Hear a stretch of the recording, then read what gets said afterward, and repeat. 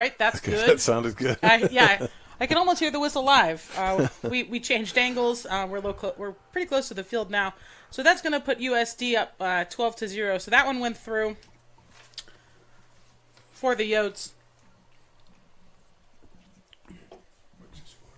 12-0 with USD ahead of Rochester. So USD will kick off again. Rochester hasn't had the ball much. We haven't seen much from them yet. So let's see off of this kickoff if there's something they can put together to challenge the Yotes defense.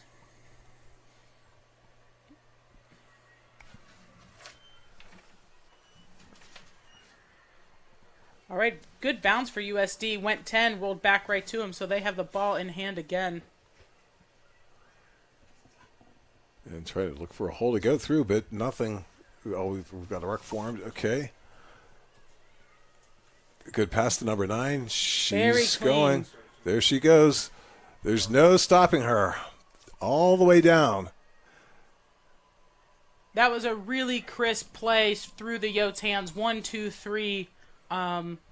Really excellent passing there. And number 9 was able to strike through. So that takes us to 17-0 for the Yotes. And as we've mentioned before, University of South Dakota has a really high point differential in the year. They do score a lot. So and winning on an average of 30 points in sevens is really that's something. Yeah. Often, they're looking like track meets. They had their closest game earlier this year was playing against Wayne State, and they won 15-5. This is from memory, folks. So if that's not accurate, that's as close as I'm going to get. Would you say it wasn't a 30-point differential? That was right. That was right. What I'm getting at is that's the closest game that they've played all year. So other than, of course, the game that they played against Loyola earlier, where they jumped up early, but then they conceded unanswered tries. So let's see if USD can stay in control now that they're up 17-0. And if they can keep the throttle on Rochester, or if they'll let Rochester back into this game like they did in the first game. And, excuse me. There's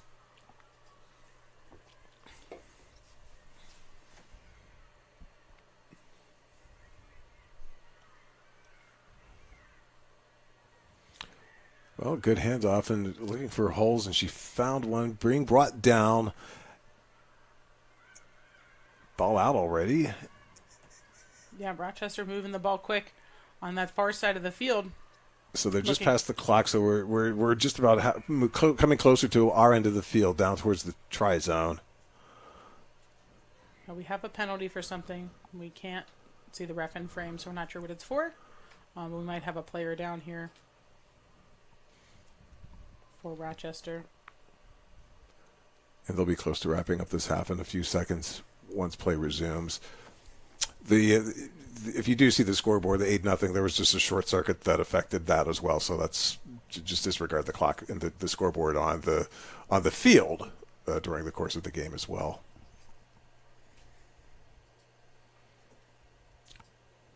Or so did they just go to half? Oh, that must have been the call for half on the penalty. So again, just looking at this, as we were saying, the Yotes rugby team has been very good, very fast, very dominating in their game so far. And Rochester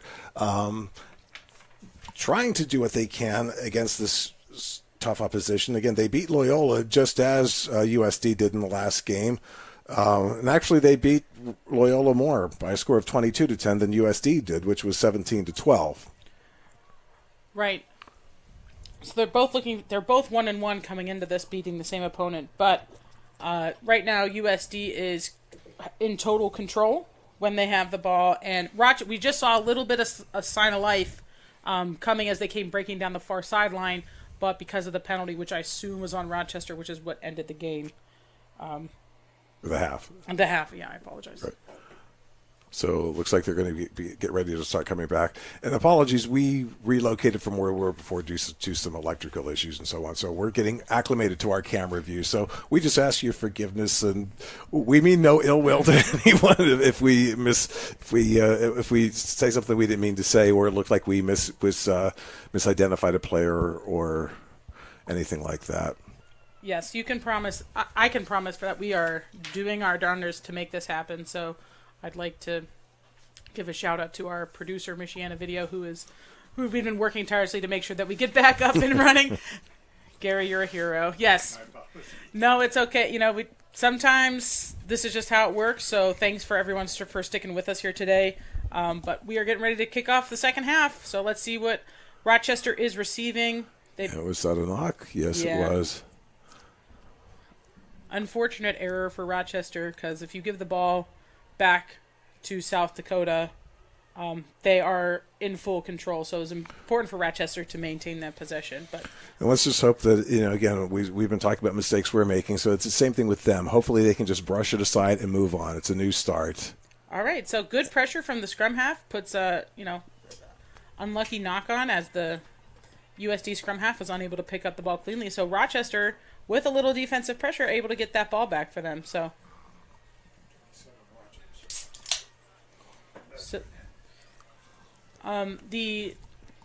Here's a little fun fact. The number 10 for the University of Rochester just put that ball in. I know for a fact she played in high school in the Western New York area because I actually coached her. Oh, wow. For the Allegheny Rugby Union High School All-Star team. She ran up to me and said hi just before this game.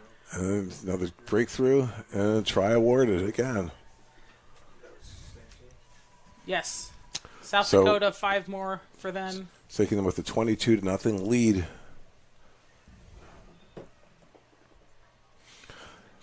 And again, for people who are watching this, what happens after the games tonight? So the teams that are playing tonight, if you've lost this second game, you're still in it or not for tomorrow morning? Right, so the first night here we have pool play. There's 12 teams here, so we have 4 pools of 3. So each team played 2 matches tonight. So there's no tie, so everybody, you're either 2-0, 1-1, or 0-2. Okay. The top 2 seeds from each pool are going to move on to a quarterfinal round. Okay. The bottom seeds from each pool will enter a consolation pool. So then tomorrow, the first games of the day, which we're going to kick off at 9 a.m., are going to be the national quarterfinals. And then the winners of that will play in the semis, and then on to the championship, which kickoff is 1:32 or something tomorrow afternoon. Tomorrow afternoon, sure. Whatever day. We are watching the weather intently. The championship may come sooner in the event that the storming gets too bad, but for right now, that's what we're planning on. All right, so we're going to have the scrum now. Looked like there was a knock there, so let's see how this is going to go. And ball is in and out. She takes it herself, charging down. Tackled, but able to hand off to number 14, breaking through back to number 7, who's going down. I think was she pushed out? No, they didn't call it. Just walking on a tightrope on that line, but really nice. What USD is doing really well is they're supporting in contact, and there's very often 1, if not 2, options for the ball carrier. So they are they're not really setting any rucks in these contact situations. They're looking for offloads and quick passing.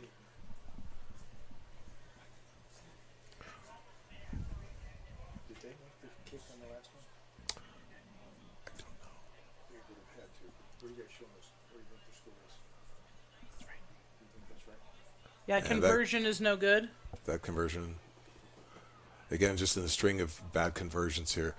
But going back to what you had said before about some of these players hadn't played until they got into college, it's still, they have a lot to be very proud of themselves for making it to these championships. Yeah. Despite never, having not played all throughout high school. Yeah, and coming to nationals isn't just a feat of being excellent at rugby or winning your conference. It's about physically getting here. Mm-hmm. A lot of these teams, there's... That didn't go 10 either, did it? No, so that's going to be a penalty. So Rochester's going to... Nah. So if if the ball doesn't go 10 on the kickoff, which it's required to do, it's a free kick from the center. So Rochester tried to play it just from where the ball was, and that's why Renee, the referee, called them back to that mark in the center, and they have to play from there. So this is one of first times we've really seen Rochester with the ball. So let's see what they do with it now that they have it. Looking to they lost it. What a bummer! That's great line pressure by USD to be right in that channel, and they're moving. Bummer. They were looking to go again, but they were unable to. Pass was a little behind, reaching back for it, ended up knocking it on.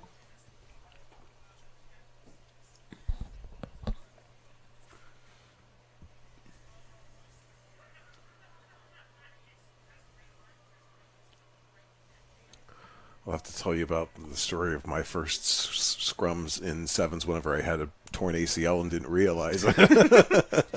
I think there's probably some other people listening and watching, and definitely at this field, who have a very similar story to that. Rochester She's through. There she goes. Finally able to break through off the back of that scrum. That's number 4. Let's see. Oh, not quite in. Great. Excellent defensive packback. That was Trixie Joe again, who obviously has the speed for the cover tackle, and USD is able to steal the possession right pretty much on their own goal, on the goal line here. So they're trying to get it out. Unable to do so. So now Rochester's going to have a line out at their own 5. So this is a big opportunity for Rochester to do something here. Definitely looking to go in. And with the clock ticking away, as a coach in a sevens game, do you want your players to know how much time is left? I see the pros and cons of both of that. I didn't want my players to know. It's what I think that's really a big, like a rugby IQ thing, knowing how to use the clock in your favor. So great turnover scrum by USD, looking to switch back in. But if you know how much time is left, you could play play certain ways, but you have to know that that's even an option. Right. So that's still kind of an advanced skill set to be playing off the clock. And Trixie Go is flying. No one's going to stop her. She's starting to let off the gas a little bit. She's been running a lot today. So there's Trixie Joe again. And we'll take Yost to 32-0 Rochester. And then after the conversion, unless my stopwatch is wrong, that should pretty much be it for this game. Yeah, my watch is dead because I walked like 25,000 steps today, and that was too much for my baby Fitbit, and it didn't make it to the end of the day here. It'd be way over in the corner. They kick from where they... Oh, I think they elected to not kick. Oh, they elected to not kick? Yeah, you can. If you kind of know that that's too difficult of a kick, that's one of those. That's like a clock management thing. Right. They know they're not going to make it, so they're just forget it, and then they just take the ball back, and you can kick off, and you can concede those points if you don't think that you can make it. That's a choice that you can make. You don't actually have to kick the kick. So again, and I said it before, USD's smart, and they know those things, so they're able to make those choices, and they practice, and they're aware of those situations. Some players. Or some teams who have less experience, or less experience as coaches, there's so many choices and decisions. Rugby is a decision-making game. So just being aware of all the options you have off of certain things, off of every situation in the game, that's how you get to higher levels of play. And those are some of the things that USD is showing that they have. Good handoff, and there we go again. Number 14. That's Eden. Eden's gone. That's Eden Leibenthal. She is their captain and their president. If you are watching, you should go read an interview on the Rugby Breakdown that was released with her this week. She's a treasure. That's probably pretty close to the end here. But Eden is an All-American for USD. She's played for the small college all-star team several times, been selected to all tournament. She's a really talented athlete. That sounded like it was good whistle. I think that was the final whistle from Renee. So South Dakota ran away with this one over Rochester, pretty much in ball in hand in total control for 14 straight minutes. So, right.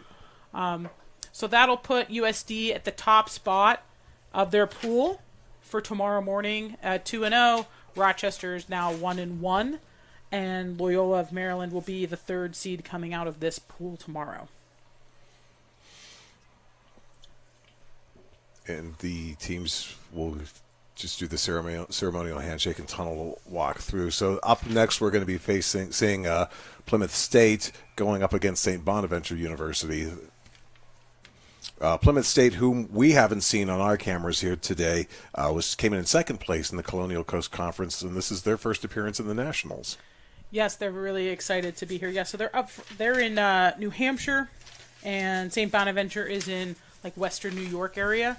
So, like I said, getting to Nationals isn't just about winning or accepting your conference seed. It's about like physically traveling here and fundraising. University of South Dakota is obviously our team who's come from the farthest away. They flew in yesterday. Their trip easily is costing them over $10,000 to be here for the weekend. So, hotels, ground transportation, food, all these kinds of things. So, if you're ever wondering what you could do to help your local rugby club, every single one of them would appreciate a donor. Sure. Fundraising is this never-ending process, especially all these clubs. They're club sports. They sit in campus rec and student life. I think in this group, maybe one or two of them actually sit in athletics, but they're not really varsity supported. Right. These aren't varsity teams. Varsity rugby sits elsewhere. And thinking of the parents who came here with them as well, traveling all that great distance. Yeah, we actually have a lot of fans here, and it's really exciting.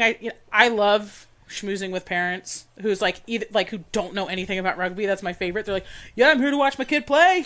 First time, don't know what's going on," and they want to be supportive. Right. Like we said, a lot of kids, they were soccer players and lacrosse players and whatever, and then they show up to campus and then they try this. So parents are like, yeah, I'm here. They bring their camp chairs, and they're all excited to just watch their kids do something. So we appreciate all the parents and family, fans, everybody who came out to support these kids. It's a nice day to do so. So we'll see who shows up on day 2. Sure.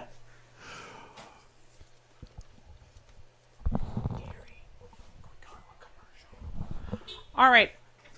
I'm sure you love the banter of me and David Valorado because we could, for real, talk forever. We're going to play a quick commercial here from our major sponsor, Rhino Rugby, who provided all of our field equipment and referee uniforms today. In our game, we play with our hearts. We don't play with sticks, bats, or gloves. We don't wear shoulder pads or helmets.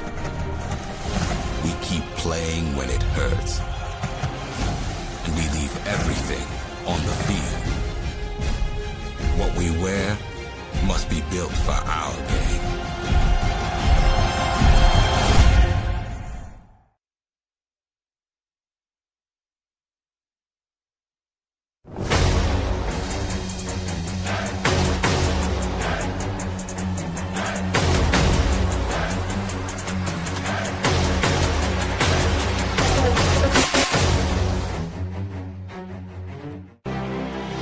University and college rugby teams. Save 50% on your next custom Rhino Rugby team kit order with a sponsorship from Penn Mutual. Your design, your logos, your colors.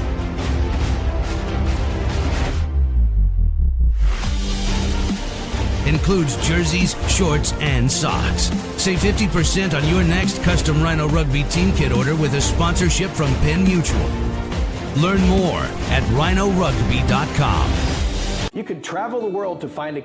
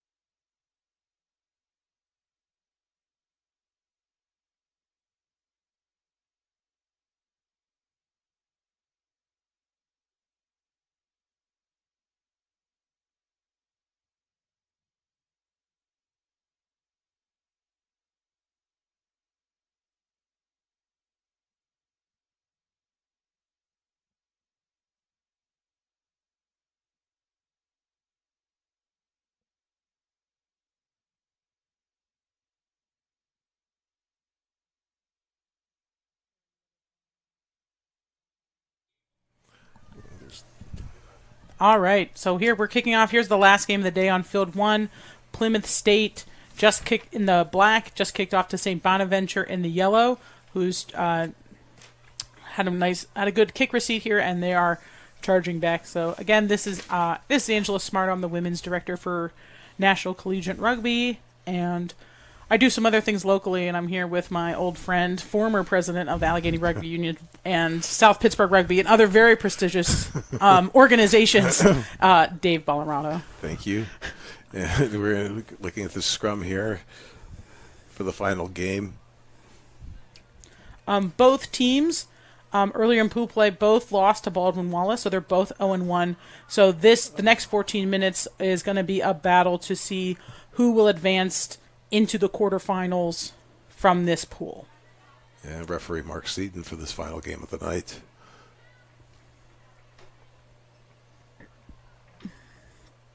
A little sloppy here, so we have St. Bonaventure putting the ball in yellow. And out.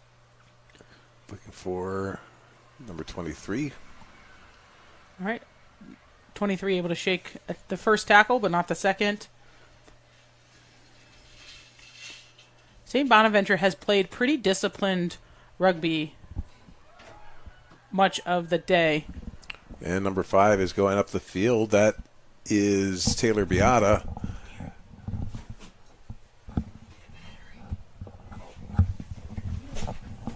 And off to, I believe that's his 8, to number 13. 23, rather, I should say, looking for some place to go. And she is able to pick up some territory, handing off to number 9, who breaks through 1, 2 tackles, and then off to, that's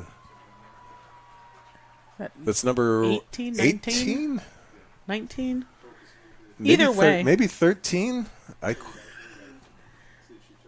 Her ponytail was blocking the second numeral. I don't know.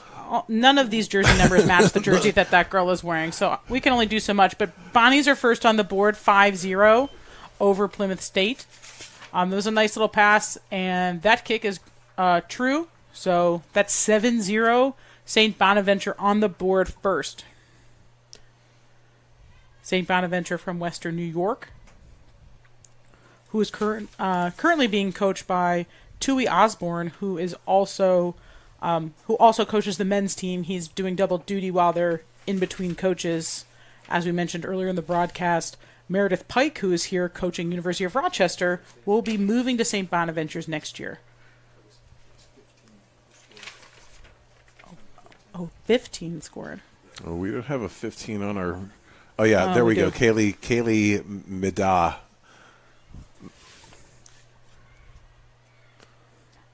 So congratulations to Kaylee for putting those first points of the game on the board. And got a penalty on St. Bonaventure. So let's see. Now that Plymouth's got the ball in hand, let's see what they can do. I haven't seen them play yet today, so... This is their first appearance at the Nationals. Yeah, which is always really exciting for a team and a club to... especially since, we haven't had this event in 2 years. Right. So this is our first small college championship since 2019. Good tackle, but she got right back up. That's very impressive by number 8. So that was called a tackle, and she tried to play her own ball, but the referee is calling her held, which means she would have had to release and then continue to play. But since she didn't release, that's a penalty. So St. Bonaventure going towards the center of the field, moving it out. Really sharp passes. Mm-hmm. Yep. Looking for a little space out there. Able to just push through.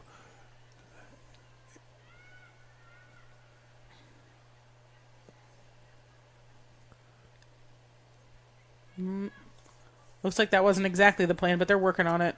Able to make some impromptu movement here and taking number 8, finding a big hole and going all the way up the field, breaking one tackle but handing off to number 9. They're trying to steal the ball, but that's not happening. 9 is down, picked up by 1. All right, another score by number 4. That would be Abby Barris. So that puts St. Bonaventure up 12-0. Excuse me. That was gross, and I probably shouldn't have done that on the mic, and I apologize. I kind of forgot. It should say 12-0. It's 12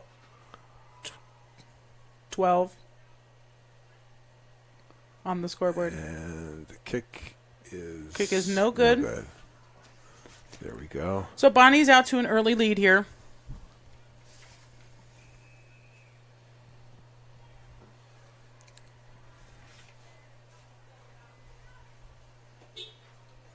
Looks like we might have a couple substitutions coming in. I see a little player movement. Like to take a second to thank our sponsor, one of our sponsors of the event, and to all of our events, Rhino Rugby, which provided all of the field equipment, so the flag posts and things that you can see, the referee jerseys, and the touch flags, and the balls. If your team is looking for some custom gear, we recommend Rhino Rugby. They're great. Great outfitters, great quality products. So if you're looking for it, check it out. Looks like we have a penalty here off the kickoff. Like we have, yeah.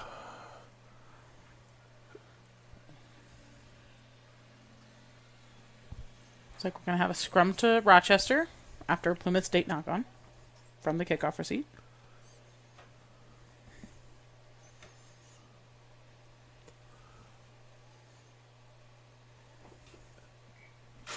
And there was a whistle on that. Yeah. He saw something he didn't like, so let's see what's going on now. It's like, so Bonaventure gets to keep the ball, so I'm not sure what the penalty was. But we're going again. And they're putting in from, I switch sides. All right, ball's out and clean. Oh, a little misstep there. But they're able to recover.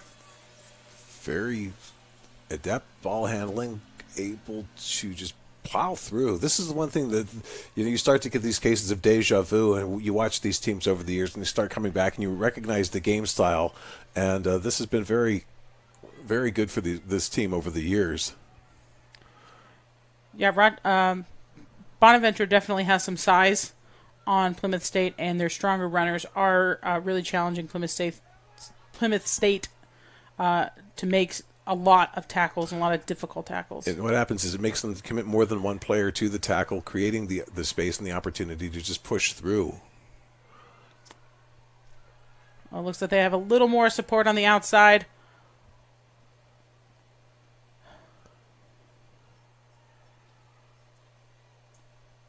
You can see that the heat is zapping these kids a little bit. They're getting tired a little in their second game of the day. It's been a long day. And 5 is trying to break free. Not quite there yet. So was. Oh, no, she's in. She's in. Try awarded? Okay. Try is awarded by number 5. That's Taylor Beata for St. Bonaventure. So that takes us 17-0. Yeah, again, just kind of the angle of the camera on the grass. I couldn't quite tell, but she's in. Mark Seaton knows that, so that's the only thing that really matters.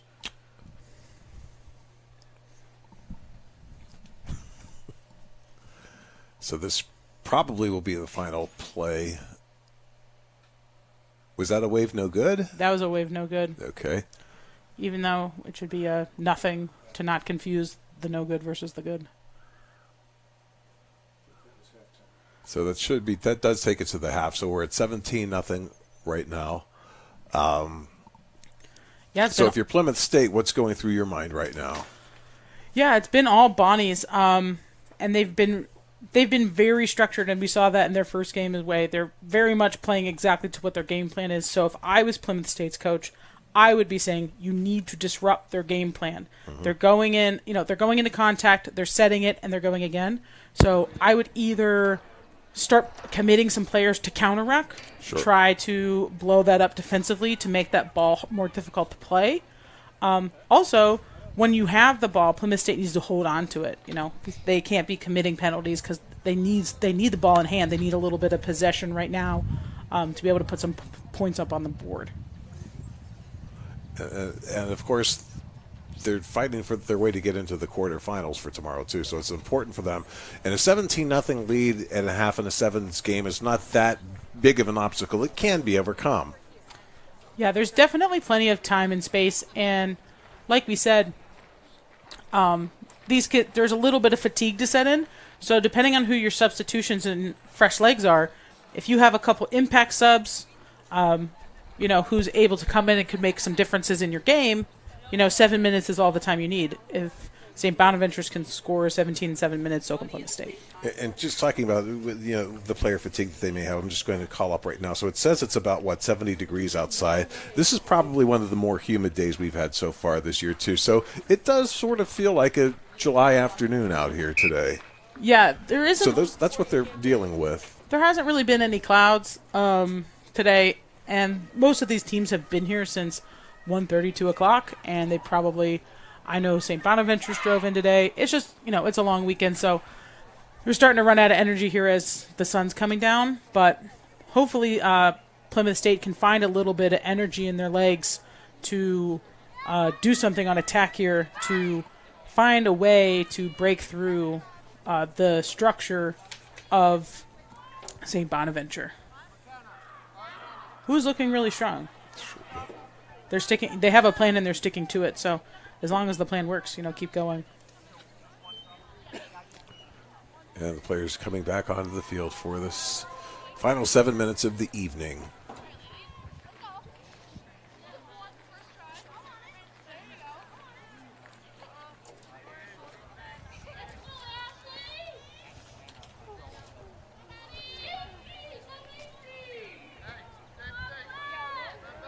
The Bonnies will be kicking it off.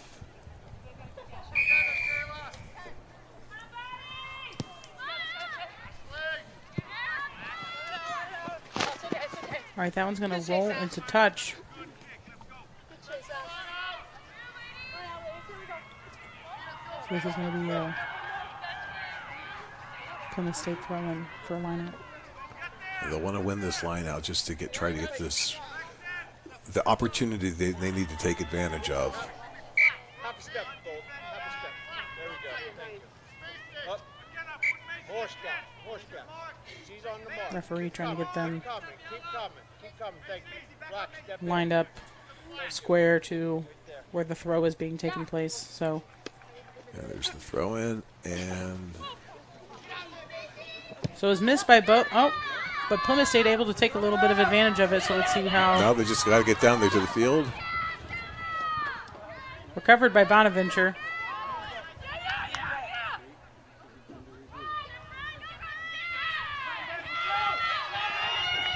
Missed tackle by Plymouth State. She's looking for finding an open player who's able to break through one tackle. All right, so we got somebody on a break. I don't know. 8 might get her. She's close. I don't know. Nope. If she had to run 15 more meters, I think 8 would have caught her. But lucky for her. That was Jaylee Wagstaff. Had a nice little break. Had the juice to finish. So that'll take St. Bonaventure up 22-0. I saw a little bit Plymouth State down in the far end on the other side. They were doing what I said. They were really trying to counter ruck and try to push over, but I think Bonaventure just has the size. I heard the whistle. Okay. So I think that's 2 for Bonaventure. That'll take them to 24.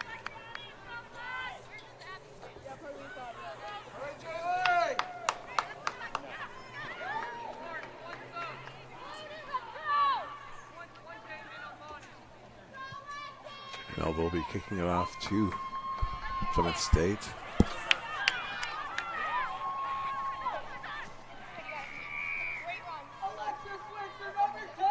This is the Plymouth State Marauders, and they haven't had much of an opportunity yet. So let's see if they're number 5 taking it back to center. She's able to break through 2 tackles.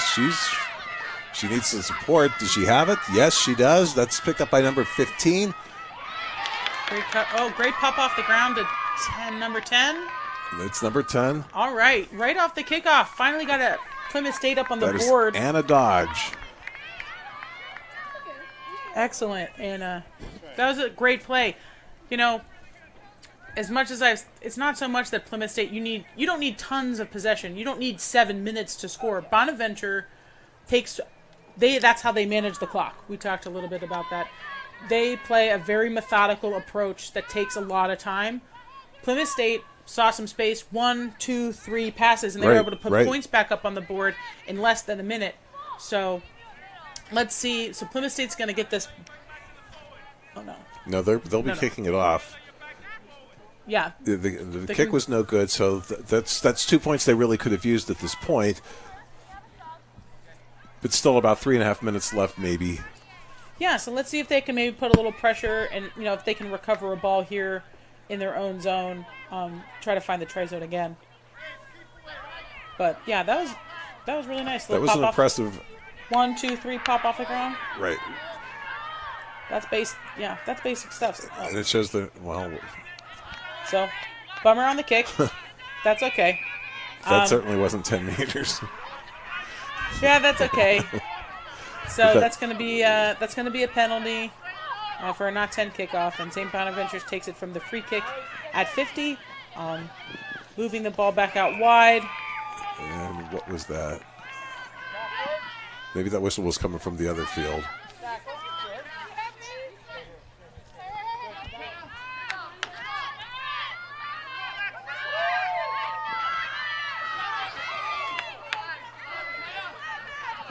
Again, we're starting to see more of the energy being expended, but the ball not making much progress until right now, where she finds a big hole and is able to just go through, trudging through. Can she put 5 more on? Nope. They'll be able to find her support, get it to her. There's the ruck. Ball out. And for a second, it looked like no one was going to try to stop her, but here we are. Yeah, Plymouth State not giving up.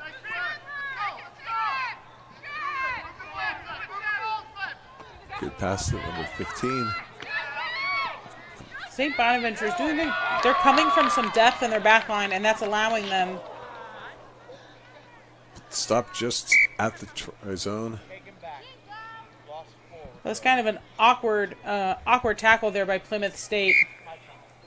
And that girl got, unfortunately, she was kind of tipped over a little bit. So we'll have an injury stoppage here while she's assessed by medical. Yeah, and we'll go to a quick commercial break while she's being assessed. In our game, we play with our hearts. We don't play with sticks, bats, or gloves. We don't wear shoulder pads or helmets. We keep playing when it hurts. And we leave everything on the field.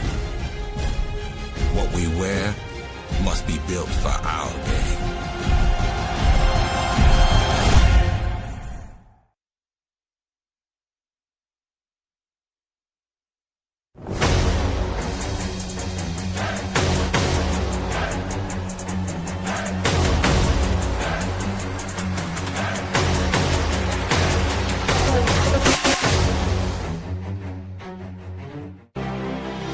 University and college rugby teams. Save 50% on your next custom Rhino Rugby team kit order with a sponsorship from Penn Mutual. Your design, your logos, your colors. And we're back. The injured player was clapped off the field. So we're going to have maybe about a minute left to go in this half.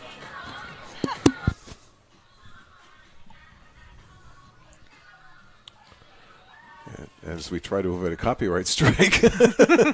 I think they're walking away, hopefully. Shh, don't. If they're listening, then they'll know. So shush. There we go. So they're getting ready to have this scrum here, very close to the try zone. Yeah, so this is dangerous for Plymouth State. So they're putting in a scrum, from, they're only 5 meters from St. Bonaventure scoring again. So they need to secure this ball, because a mistake down here is very likely going to result in another score from St. Bonaventure. And there's the mistake you were just talking about. But what? We have a penalty in the scrum. Oh, so Hooker must have lifted her foot before. before she was allowed. Okay, so they're definitely not back 10, but Mark's playing an advantage. Advantage gained. Oh, and here